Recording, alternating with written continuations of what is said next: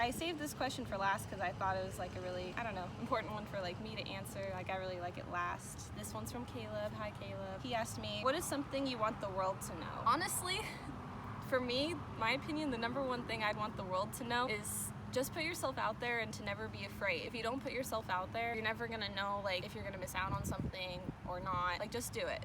What is something you want the world to know? Jackson. That question, I swear, every time. It was such a good one. It was such a good one. Jackson's in here, Nala's out there. I wasn't sure when I wanted to upload this video. I thought maybe once I hit 1K, but then I realized, no, I want to upload it now because this is like an important message to share. But also I decided once I hit 1K, I'm actually gonna do like a story time of like how it went about with wanting to start a YouTube channel. I've talked about it here and there, but there actually is more to it of a story time, but I'm saving that for 1K. So I kind of just thought I would like talk about Jackson. Yeah. No, I'm kidding. Come here, my love. Just talk about like my first video ever. It's crazy to think I uploaded it 6 years ago, you guys. My first video ever on my channel was a Q&A. At the time, I had 0 subscribers, so my Instagram friends were very kind enough to give me some questions to work with. I wanted to do a Q&A, but I knew I was going to have 0 subscribers, so it was a very small Q&A. But I'm very blessed for that. And the one question of the what is something you want the world to know, he actually had subscribed. I don't know if he's still subscribed because just life happens, you guys. No, and like no hard feelings. I don't really know if I still have a lot of OG subscribers or not. You should comment if you are. But every time the question would get me, like, what is something you want the world to know? You guys, 6 years later, I wish I had a different answer.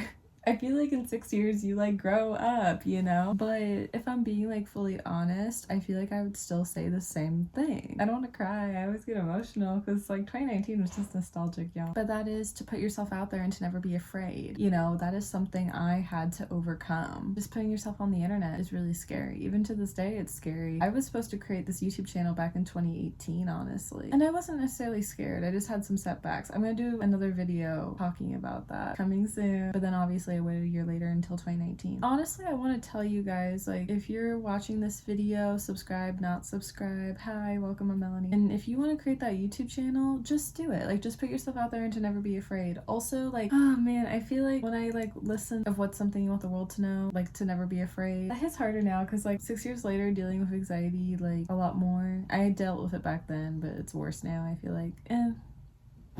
Good and bad. Sometimes back in the day it was like worse. I have a really scary like junior year anxiety story time, but I've not been able to like share it on the channel still because I don't want to like relive the story. But maybe I'll feel comfortable soon.